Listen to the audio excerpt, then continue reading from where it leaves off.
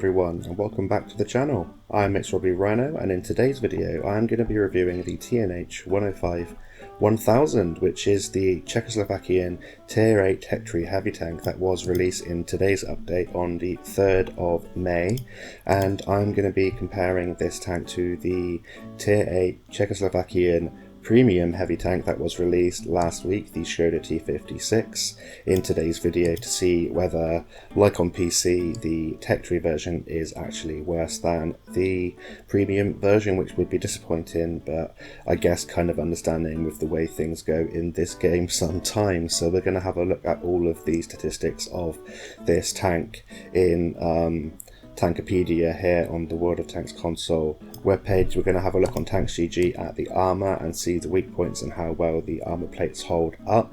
I'm going to show you my equipment and commander setup, and then I have 2 gameplays for you in the single fire gun package and 2 gameplays for you with the autoloading gun package. So let's get stuck straight in to talk about the statistics of this tank then. So we're going to have a look at first the single fire gun. But first we're going to look at the mobility, and it's good news in terms of the TNH 105 1000. You have a 750 horsepower engine with a 15.63 horsepower to ton ratio.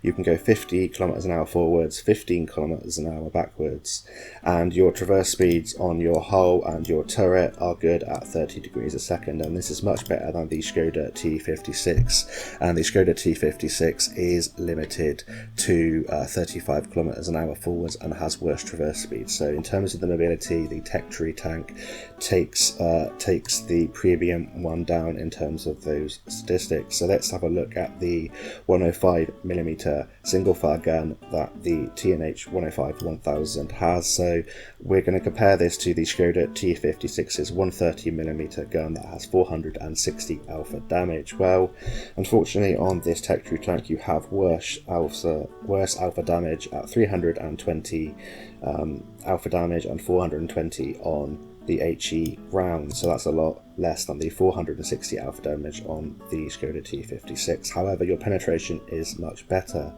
You have a penetration value of 224mm on your standard AP rounds, 252mm on your premium APCR rounds, and 53mm on your HE rounds, and that's better than the Škoda T56.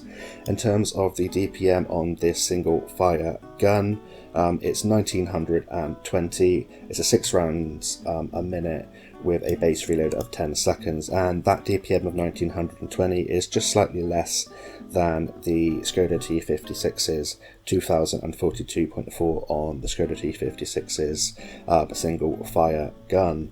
In terms of the gun handling, it's good news for the TNH 105 1000, and it's got much better gun handling than the Škoda T56. It's got an aim time of 2.3 seconds on the single fire gun, an accuracy of 0.35, and it carries 44 rounds of ammunition. One downside to this gun is that you lose a degree of gun depression over the Škoda T56. So this tank has 7 degrees of gun depression, whereas the Škoda T56 has 8 degrees of gun depression, but the elevation is the same at 15 degrees of elevation. In terms of the shell velocity on these rounds, it's 930 meters a second on the AP, 1020 meters a second on the APCR, and 830 meters a second on the HE. So the AP is slightly worse than the Škoda T56's shell velocity on its standard rounds, but the premium is almost identical, I believe, or it might be identical to the Škoda T56's, and 1020 meters a second isn't too bad at all. So now we're going to have a little look at the auto-loading gun. It's a 2-shot autoloader like the Škoda T56. The alpha damage and penetration is the same as the single fire gun. The DPM is worse. You've got a 4.71 rounds a minute for a base reload of 23 seconds for 2 shells. That gives the autoloading gun a DPM of 1507.2, and that's a lot worse than the Škoda T56's DPM, which is 1936.6 on that autoloading gun. So it's bad news in that department. This does have better gun handling than the Škoda T56's autoloading gun, but it's still worse than the TNH 105 1000 single fire. You have an aim time of 2.7 seconds, and an accuracy of 0.4, but you can get them down to decent levels with a good commander and the right equipment setup. You carry 44 rounds like the single fire gun, and your intra-clip reload is 2.5 seconds. The depression and elevation is the same at 7 degrees of depression and 15 degrees of elevation. I guess the major downside is this clip potential of 640 alpha damage compared to the Škoda T56's whatever that is, 960 alpha damage for its clip, which is absolutely insane. By 960 I mean 920, but yeah, it's a lot less regardless. That's the major downside. This alpha damage doesn't feel like you slap as hard. I mean, you don't, but it doesn't feel like you chunk tanks off as quickly or as hard as the premium tank, and it just feels very underwhelming. So you're going to have a big think of whether you want to fire with the single fire gun package with this tank or with the auto-loading gun package. In terms of the rest of the statistics, in terms of the shell velocity, etc., it's the same as the single fire gun on this tank.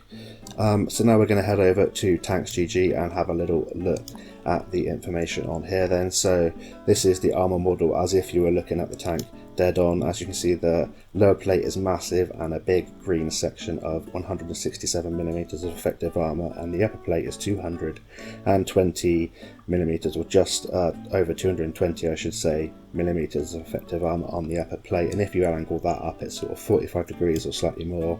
The upper plate goes up to sort of 250mm at the strongest point, and the lower plate is still pretty garbage at about 177 to 180mm of effective armor.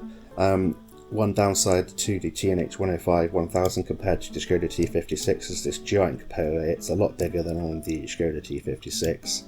It's only 150mm of effective armor, and you can see it from all around the tank, regardless of whether this tank's using its 7 degrees of gun depression.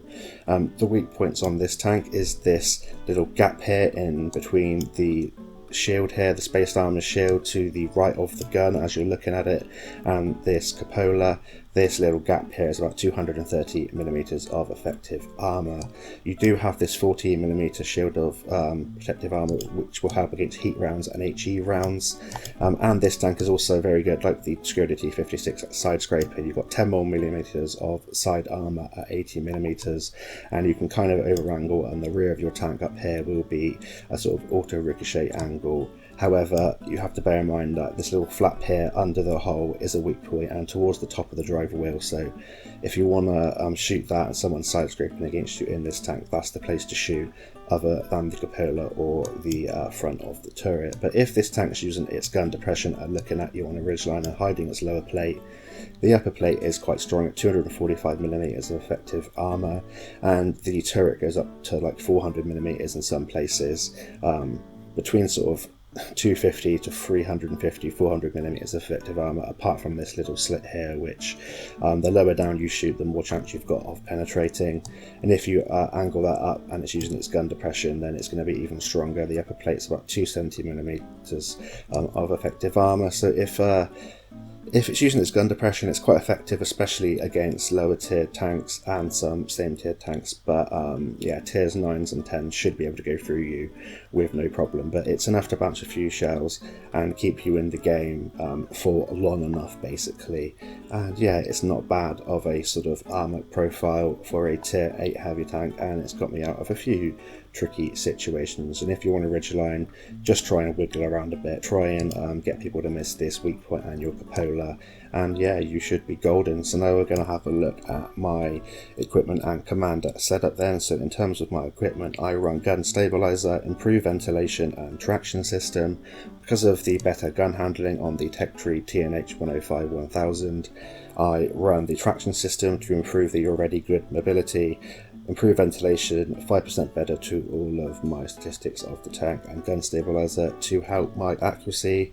And on my commander, I run 6 Sense, Born Leader, Rapid Loading, Steady Aim, Rapid Aim, Snapshot, Run and Gun, Situational Awareness, and Track Mechanics. So yeah, just trying to keep my tracks on, improving the gun handling, the DPM and situational awareness to try and get my view range to a decent level. So with that equipment and commander setup, I now have a view range of 440 meters.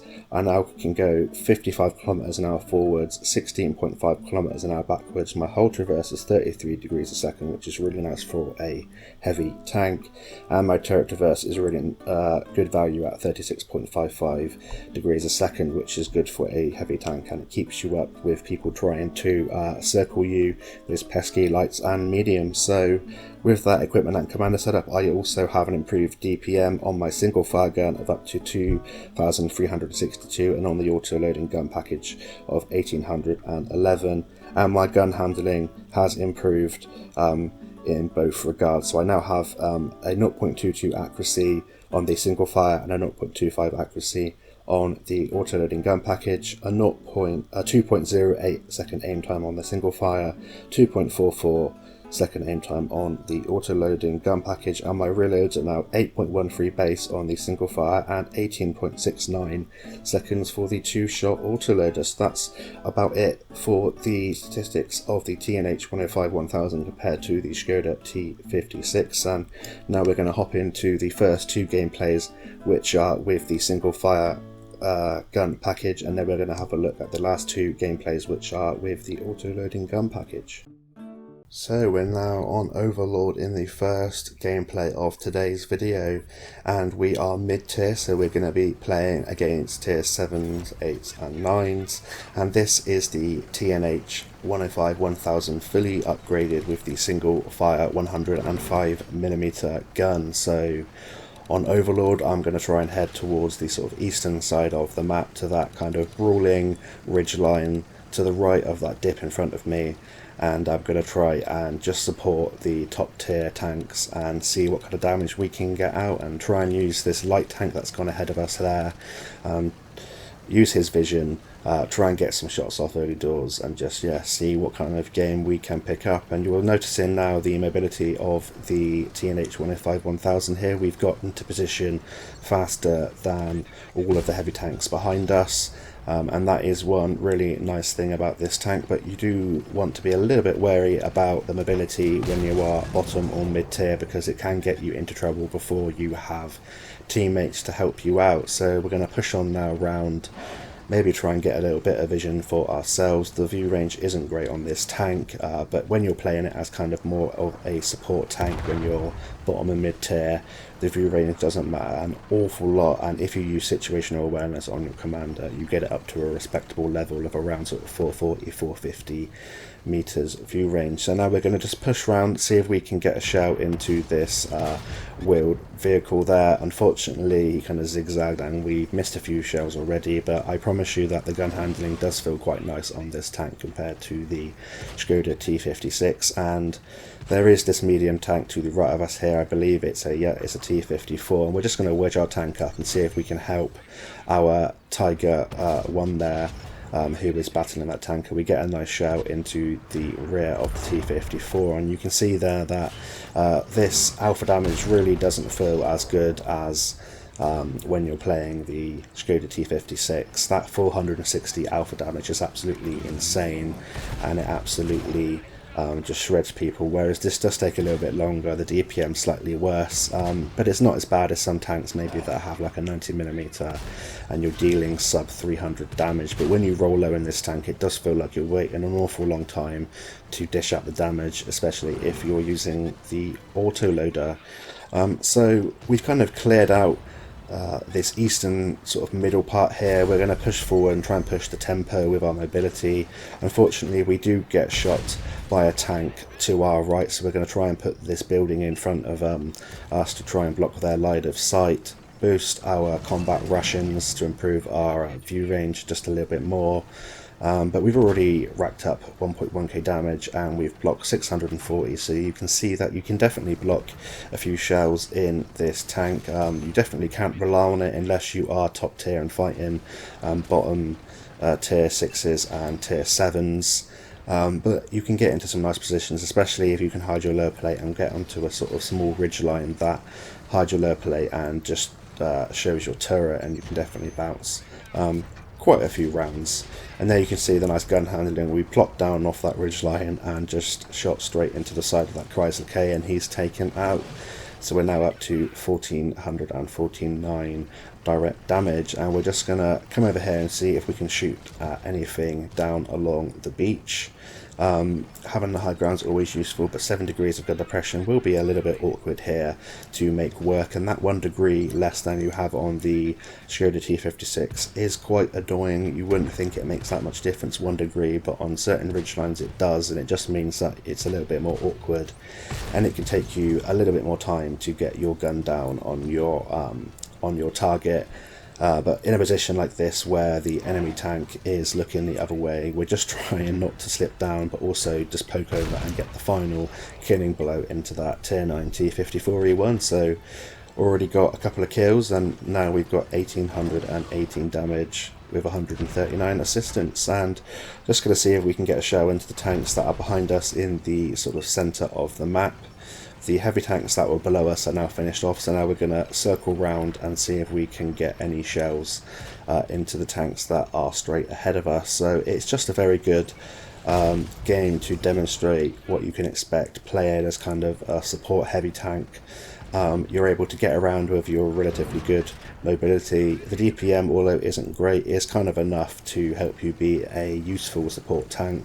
The alpha damage is just enough to make it kind of feel like you're chunking your enemies just a little bit. Nothing compared to the Škoda T56, but that premium tank is absolutely insane. It's kind of tier 10 alpha damage on a tier 8 premium tank, and no wonder it's selling really well, but that's just the way the kind of game is. And yeah, you just got to try and think of playing tanks like this as a bit of a challenge, a bit of a learning curve, and trying to get the most out of them. And it's definitely a pretty competitive tier 8 heavy tank, and it's not too bad, and it gives you a nice choice to be able to fire between the single fire and the auto loading gun. So we're now fighting tanks that are towards the south of the map, and we're going to be side scraping using our 18mm of side armour. We track that Ferdinand in place, he derps a shot into the wall, and we're just going to see if we can get some sneaky shots into his lower plate from this position. I think that shot bounced, or it just went into oblivion there. But as you can see, with this single fire gun, it's kind of the perfect gun choice for these kinds of situations where you have to fire on reload. The autoloading gun, I found, is much better when you are playing sort of bottom tier and you're trying to be more of a support tank, but when you get into brawling locations or brawling positions, this single fire gun with the slightly better DPM does feel a lot nicer, and you can start to rack up some pretty nice damage, and the penetration has no problem going through the lower plate of this 1001p, especially if you are using the premium rounds, of which I carry kind of half and half. I'm starting to take a few more premium rounds now. I've made a little bit of silver. So that's it for the first game. Relatively standard kind of nice win there. We finished with 2 kills, first class mastery badge, 3.4k direct damage, 351 assistance, 1511 base experience points, and we're going to head straight on now into the second gameplay with the single fire gun and see how we get on.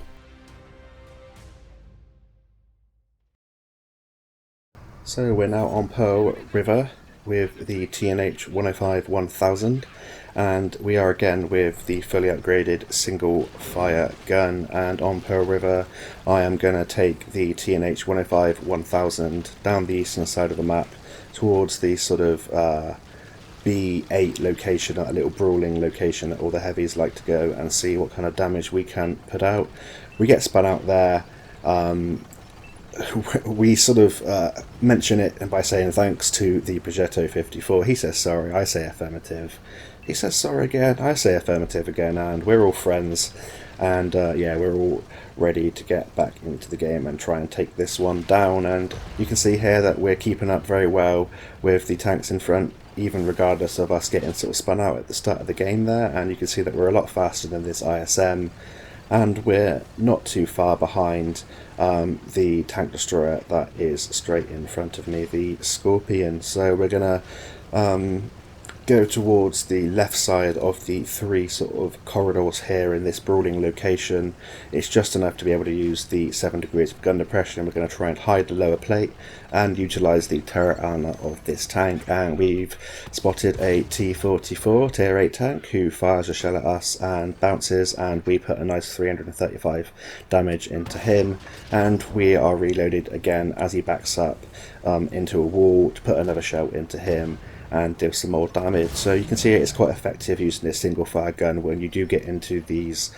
brawling engagements, and now it's just a case of trying to poke over and get some shells into the VK1001P and this IS3 that are below us. And this is the perfect kind of location for this tank. It's enough to use the 7 degrees of gun depression. We're exposing basically just our upper plate and our turret, and we're going to be able hopefully to bounce a few rounds and put out some good damage. Of course you won't always get into positions like this, but the mobility that this tank has allowed us to get into this location quicker than the tanks that are now entering this brawling area. And yeah, that IS3 is already taken down, and now we can push the tempo and take the fight to this 1001P. And you can see in this game that I'm carrying some more APCR, a lot more than the AP, and that's purely because I found myself becoming bottom tier in quite a few games, and although the penetration isn't too bad for a free-to-play player, I just want to try and make the most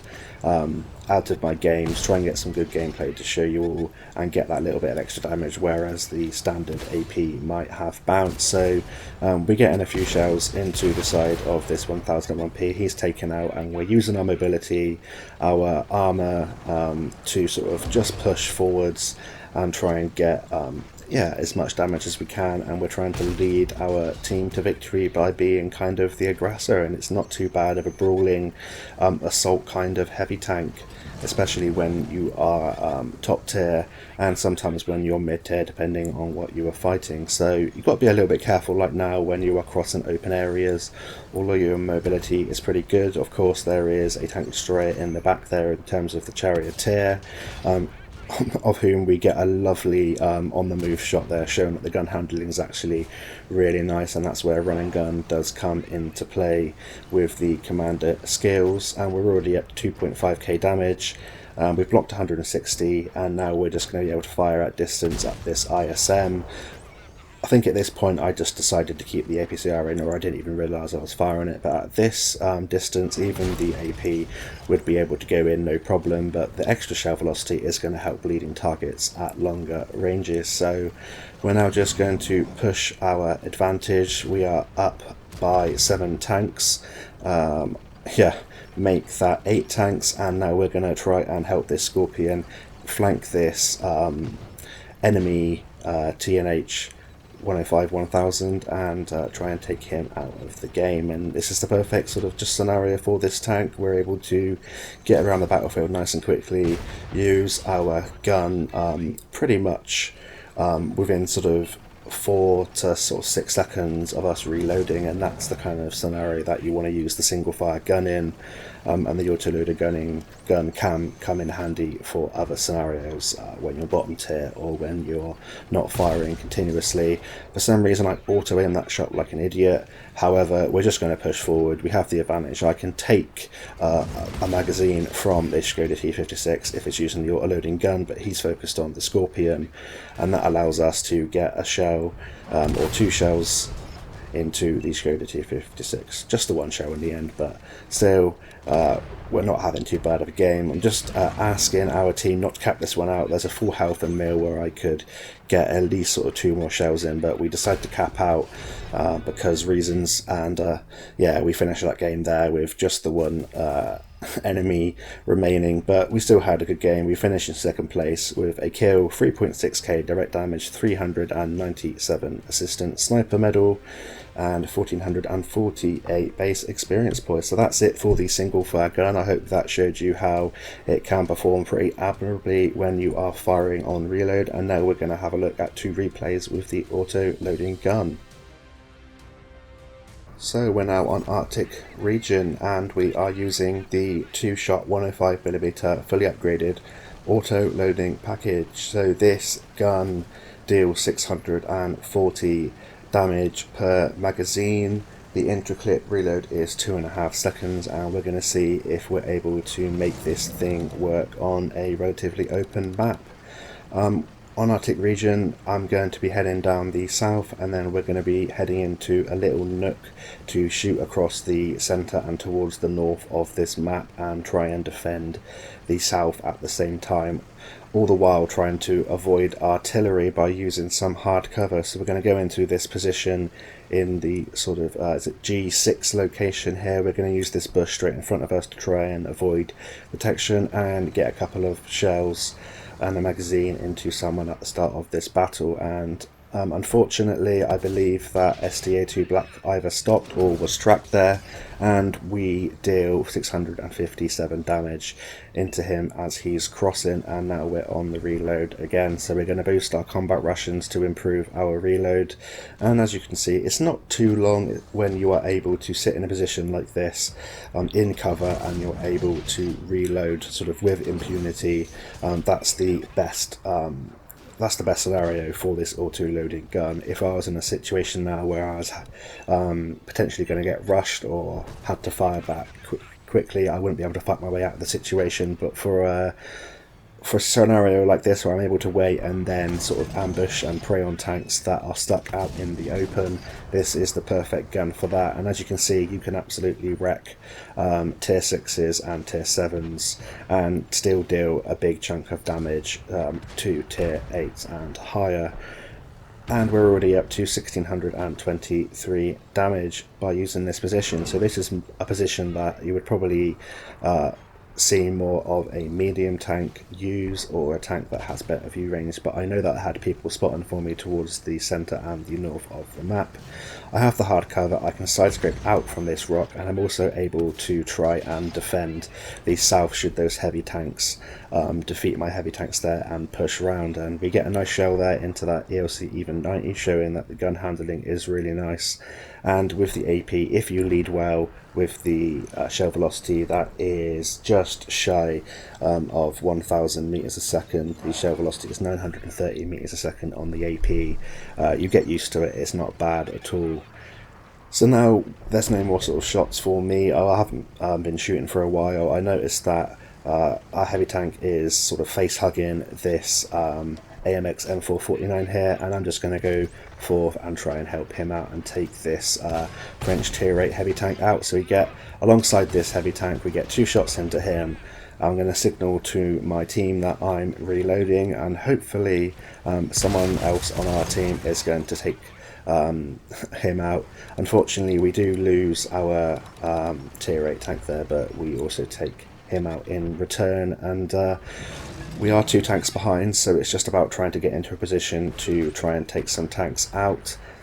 We are reloaded, and I'm going to try and go forward to where the Škoda T56 is, use this ridgeline to try and just expose my turret and my upper hull. And this is kind of the limit of the ridgeline where you can use your 7 degrees of gun depression, but we are losing tanks quite rapidly. Unfortunately, it looks like this might be heading towards a loss, but we're going to try and do our best to defend this position. Ideally, we'd want someone looking behind us as well, but while the opportunity arises, we're going to get 1 into the Guardian SGG, and our second shell unfortunately just does track damage, but we're already up to the 2.9k direct damage and 206 assistance, showing you that you can still rack up damage relatively quickly with this autoloader. And it is definitely good for those situations where you are moving in between magazines, or when you're not going to be firing for a while, and it allows you to reload. So we get a shell there into, I think it was that STA1, and we're going to just try and poke around and get a shot into this Minotaur. That's going to be a difficult penetration from that range. That thing has got some pretty substantial armor unless you hit its little R2D2 port. And now we're getting shot from behind. Unfortunately for us, our Škoda T56 gets taken out, and it's just me and a light tank and an artillery, so it's just a case of trying to get my last 2 shells in. I tried to take out that Super Hellcat, didn't have enough alpha damage, which is where this thing can suffer there. And now it's a case of trying to just limit my fire getting fired from one position, but there was too many of them, and the enemies outnumbered us, but we still managed to put out a decent damage total of 4k direct damage. and yeah, just over 200 assistants with 206 assistants. So that's a defeat there, but we still managed to have a relatively decent game with the autoloader. We have a high caliber in that game, another sniper medal. We finished top of our team with 796 experience points, and we do make a slight profit with a premium account, even though we fired some premium in that game. So now we're going to head on into the fourth and the final gameplay of today's video with the auto-loading gun. So we're now into the fourth and final gameplay of today's video in the TNH 105-1000, and this is the second replay in which I am using the 2-shot auto-loading gun package. And in this particular matchup we are mid-tier, so we're coming up against 4 tier 9s on the enemy team. 3 of them are M53, M55 SPG artillery pieces, so that's a bit unfortunate, and hopefully they don't fire at me. And there's also an American tier 9 tank destroyer in the form of a T30. So I'm going to be taking the TNH 105-1000 to a slightly unusual position for a heavy tank on Westfield. I'm not going to go to the usual brawling location situated in B2, B3 location where all those hills and ridgelines are. I'm going to cross the south and then come up the eastern part of the map, and I'm going to try and fire at things that this light tank spots in the centre of the map and in the town. This allows me to use these ridgelines to duck back down when I fired off my clip, reload, pop back up and fire at sort of mid to long ranges and see how the gun performs that way. And it allows me just to expose my upper hull and my turret in most engagements. So hopefully we'll be able to fire at some things at the start of this battle. So this AMX Chaffee appears, which has recently got a buff, so hopefully I'll be putting up a video on that tank on the channel shortly. We missed our first shell, but we do have a second shell with the 2-shot autoloader, and we deal 324 alpha damage to that AMX Chaffee. And yeah, the Waffle Panzer IV takes him out of the game. So that's yeah, 1-0 to us at the start of the battle. And that's one good thing about this autoloader, is that if you do miss that first shell, you do have a second shell to follow up with. So maybe if you've misled the first, you can get a read on how much you have to lead, and then you can fire your second shell. But then there is that downside, you do have to wait, and in a position like this where that 50 TP prototype is spotted in the town, I'd probably be doing more damage with the single fire gun, because I'd be reloaded every 8 seconds and I'd just have a higher DPM, better gun handling, and I'd probably deal more damage. So if you were to ask me what gun I'd prefer and what I'd recommend, then I'd definitely recommend the single fire gun on the TNH 105-1000. It's got a better DPM, better gun handling, and it's better in most situations, especially when you are top tier. When you're brawling, you're able to fire continuously every 8 seconds and take your opponents down a lot quicker. The autoloader will be better when you're playing a more passive support role, maybe when you're bottom tier or mid tier, or if you're a kind of more passive player. But I think for the most part the single fire gun will be better. But this gun still performs admirably, and the gun handling isn't awful. As you can see here, we do hit that 50 TP prototype at quite a long range. I run combat rations with this gun package as well, just to improve my view range, but to also actively improve the reload of this 2-shot autoloader. And we're just trying to keep at a good distance so that we don't get spotted by these tanks that we're firing at. We fire at this Centurion. We managed to track him and get some assistance. Our first shot there, we misled that completely. Because the shell velocity is under that 1000 meters a second mark that I use as a rule for a good sort of shell velocity, it does take a little bit of getting used to, but it's not too bad. It's not awful like some of the heat or HE rounds that you find at tier 8. So now we're going to head forward and try and support this Waffenträger Alpha Panzer IV, which is to my right. There's an IS-3 ahead of me and a medium tank.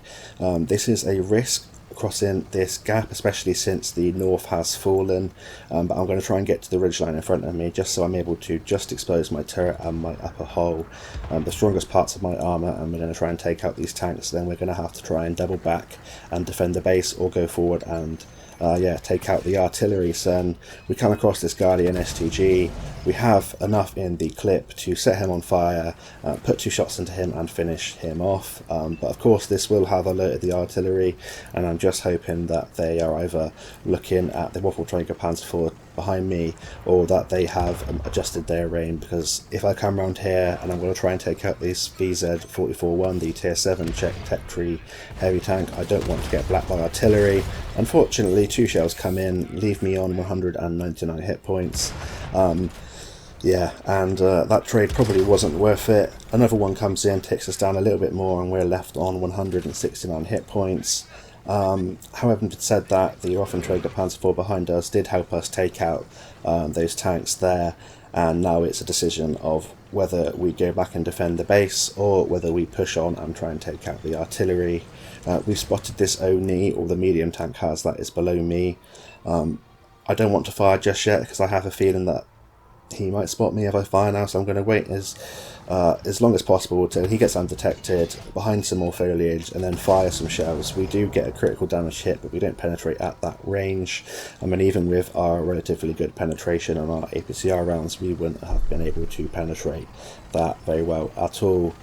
So now we're going to use our mobility to head back across this open gap, which is very risky, and we're going to try and go and defend the base. I don't think at this point I realised I had loaded the 2 HE rounds. I believe I still thought I had APCR loaded, or I switched to APCR. That's just a mistake on my part, and we're going to see what happens. So we're going to fire at this King Tiger, and I'm probably going to expect to do some damage here. Yeah, firing at HE from this gun at this distance, I wasn't expecting to probably do much at all, even if I was firing APCR. Having said that, we're going to fire our second HE round off there, and we do a tiny little bit of damage, and now we're on to our APCR shells. So I'm kind of stuck in 2 minds. As you can see, I'm in an iron about going forwards to help my Waffenträger Panzer IV and defending the base, but we're not getting capped out yet, and I feel like I would have enough time should those heavy tanks decide to cap. So we're going to go forward and help this Waffenträger Panzer IV try and take out the artillery. However, there's a heavy tank, or both heavy tanks get spotted in the middle, so now I'm going to try and get behind this ridgeline here. Try and expose as little of my tank as possible in case we do get spotted, and we're going to try and fire at distance at this King Tiger. And you can see there between your shells with this autoloader, with the worst gun handling, the bloom on the reticle is quite big, so it bloomed out. We missed our first shell and we had to wait a while for it to aim back in. So from this distance a single fire would be much better, and at this kind of distance you're going to have to be firing APCR to deal damage to sort of King Tigers, Tier 8 heavy tanks, that kind of thing. Anyway, so we're up to 2.6k direct damage, 800 assistance, we blocked 220 damage, and I'm just trying to see what gets spotted in the centre. I know that Oni is probably going to be coming across. They know there are tanks heading towards their base, and I'm expecting that Oni to come across and try and defend his own base. So we're going to just sit in this location for the moment. I'm trying to get our Tier 8 Chinese tank destroyer to come and maybe go forward and spot, or at least come and try and assist us in taking out the tanks as a team.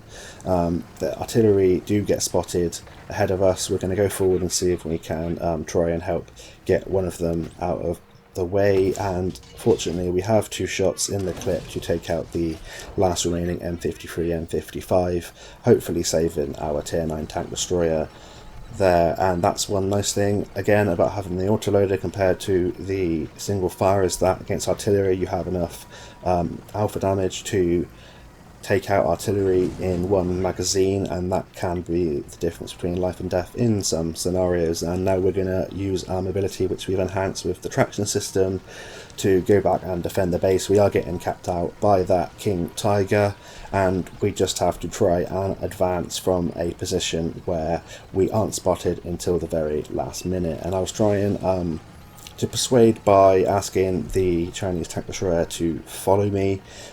Maybe they can take a hit for me. They have more than enough to take at least 2 shells from this King Tiger, whereas I'm a 1 shot.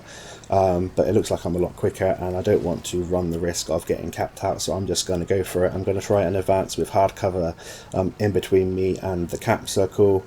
I'm going to try and poke out as wide as possible, because I'm expecting the King Tiger to be sort of looking up the hill, maybe to see I'm coming from the hill. Maybe they thought I've sort of gone all the way up and around, and I'm hoping to catch the back end or the front drive wheel of the Tiger here. King Tiger's looking the wrong way, well, the wrong way for him, the right way for me, and we get 2 shells in and we're able to finish him out for that kill and to take that one down. And that's a victory in the TNH 105-1000, where we pick up 3 kills, 3.5k direct damage, 800 assistance. We get the Defender medal, 1410 base experience points, and yeah, an all-round decent game with, again, a slight profit. We fired some APCR in that game with a premium account. So I hope you've enjoyed this review and it was useful to you. I hope you enjoyed playing your way through this line, and until next time, I'll see you on the battlefield, and bye for now.